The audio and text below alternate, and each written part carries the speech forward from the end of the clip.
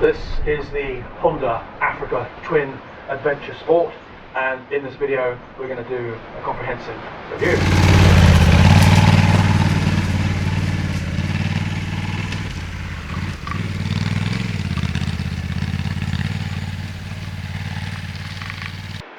Now, to quote Honda themselves, the Africa Twin Adventure Sports offers continent-crossing long-haul ability and practicality on and off-road. It's got a larger tank, extended wind protection, height adjustable screen, which you have to use two hands with, you can't do it on the move,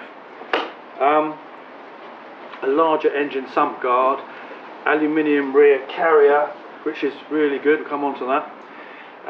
The Africa Twin is more of an off-road orientated adventure bike than this, but saying that, this still has very good off-road ability and much better than many of the alternative adventure bikes from other manufacturers.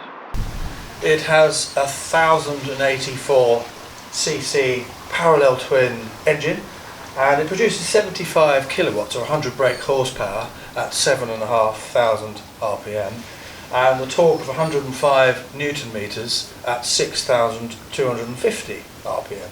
And this particular model has the DCT automatic, or it's an automatic chaining, but it's a double clutch transmission, which we'll go into more detail in a minute. The rake, that's the steering head angle, is 27.5 degrees, and the trail is 113 millimeters, and that's about typical for most off-road bikes, so that gives you a combination of stability at speed and agile cornering.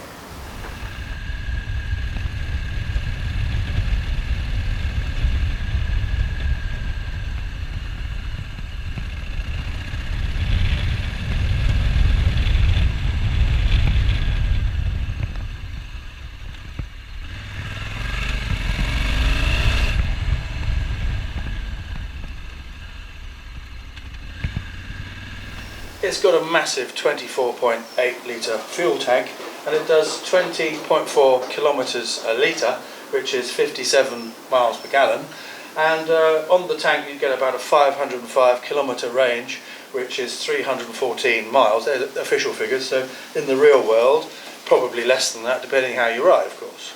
The ground clearance is 250 millimetres, and it weighs 238 kilograms, which is quite heavy, and that's the limiting factor of an adventure bike of this capacity, and it's the same for all makes. They are heavy, so off-road, don't expect it to be a motocross or a trials bike. It's designed for the open, unmade roads, going across desert roads and long distance hauls like that, but you don't expect to do tricky trial sections on it. But saying that, it does make quite a good green laning bike for occasional use. But if that was your main purpose, then you'd be better off going for a smaller capacity 450 or 250cc enduro bike, to be honest, or one of the trail bikes. But it makes it a great long distance adventure bike. The seat height is 850 millimeters, and you can raise it up to 870 millimeters, which is what it's on now. There's also a lower seat option at 825 millimeters, or a taller seat option at 895 millimeters, and I'm 6'3", and you can judge by looking at me how you'd fit on the bike. It's probably one of the better bikes for a taller person, being nice and high and quite long in the wheelbase. So pretty good if you're, I'd say, from 5'10" to 6'3", you're about the ideal range. Any taller or lower, then you might have to do something about the seat height and what have you.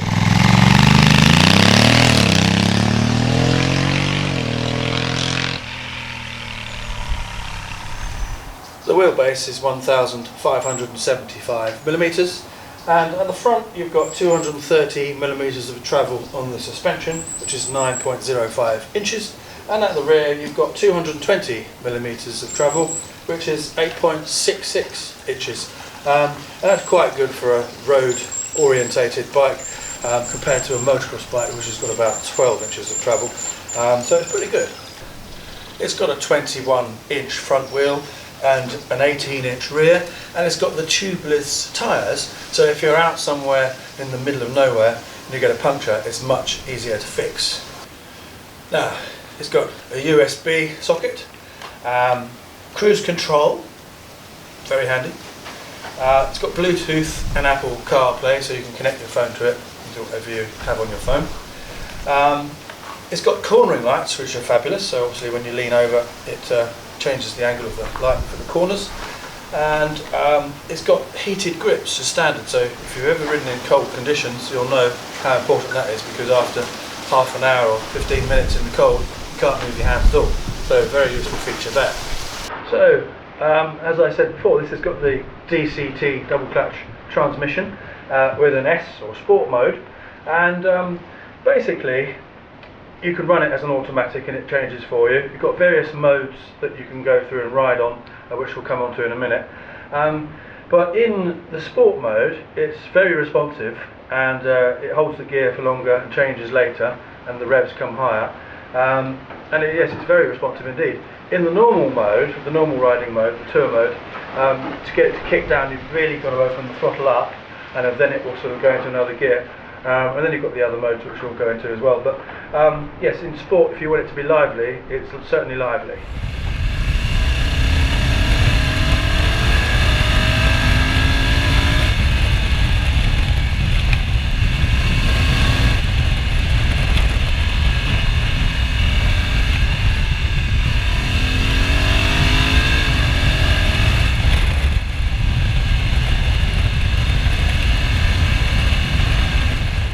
I'd say there are pros and cons to the DCT in an off-road situation. Sometimes it's good to be able to pull the clutch in and disengage the driving wheel to stop slippage and what have you. You can't do that with a DCT, so you can only throttle off. But the advantage, I suppose, is that it's always in drive, so it never loses traction. So the purpose of this bike is for long hauls and for sort of unmade roads and what have you, and for that it's fine, but I wouldn't say it's a perfect transmission for very slippery, muddy green laning. You'd want a manual for that. You can of course change up and down the gears with the little switch or paddles on the front and rear of the left handlebar, so you can ride it like a manual, but the DCT is so good you may just as well let it do its thing, because it's very well engineered indeed. Now this rear aluminium rack that it comes with is very useful indeed. There's lots of places to strap things to, so if you've got some bungee cords and what have you, you can put a lot of stuff on here and strap it to it. And you've got the little mounts here for the accessory panniers or boxes either side, and then you can put another one here and have one on the back. But if you're going to do that, you might just as well buy the Adventure Sports Plus model, which comes with all that anyway.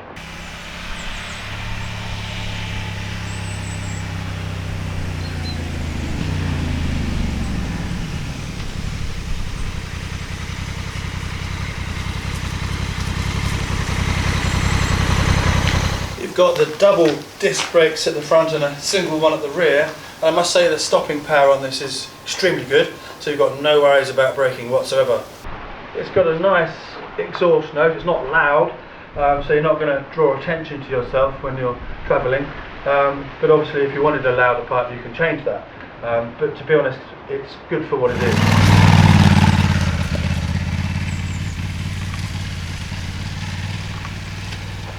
The tyres that this comes with are the Metzeler Karoo Street, and because it's more of a road orientated adventure bike, they're very good in the road of course, but there's enough grip in there for sort of normal off-road riding, and as I said, unmade roads are fine.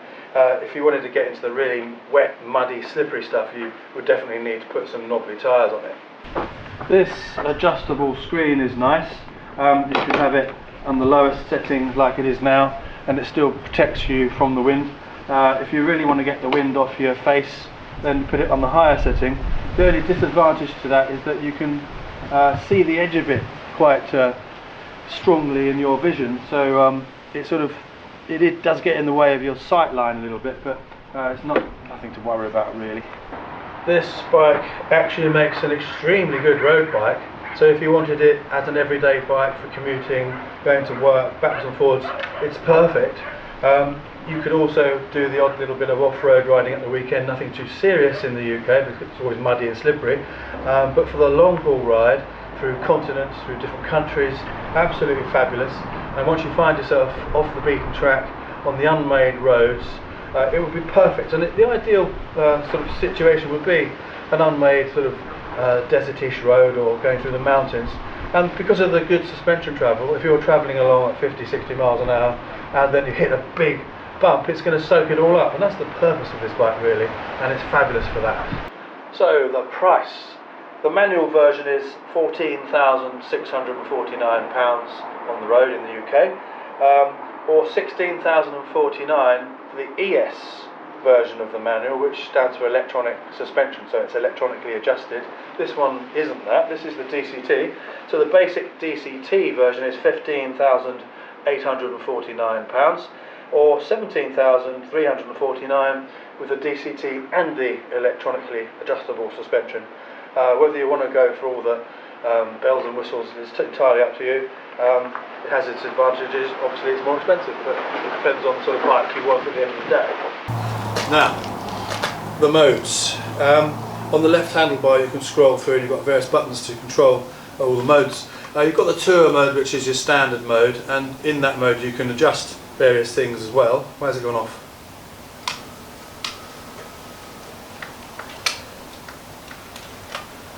Oh, come on.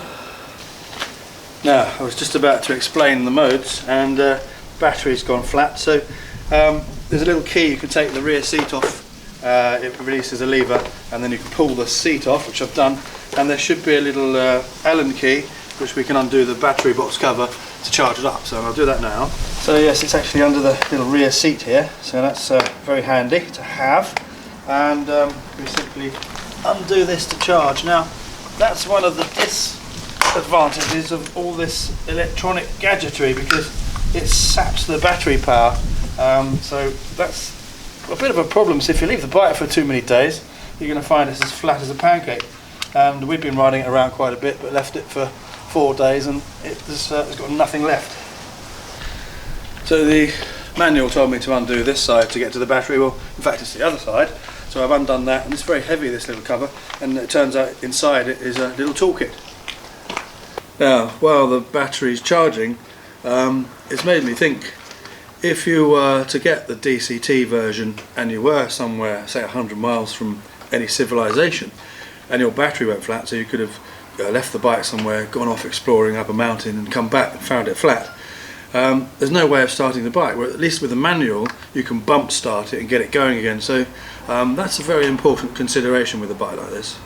Now, this bike has 4 modes and 2 user selectable modes. So you've got the tour mode, which is your general touring mode for long distances and what have you.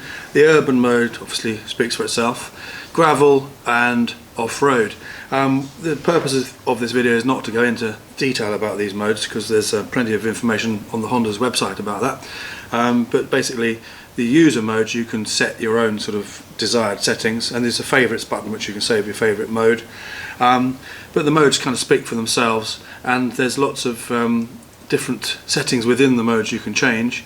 You've got wheelie control, how much the bike wheelies, the torque control, and various other things. So it's very advanced electronically.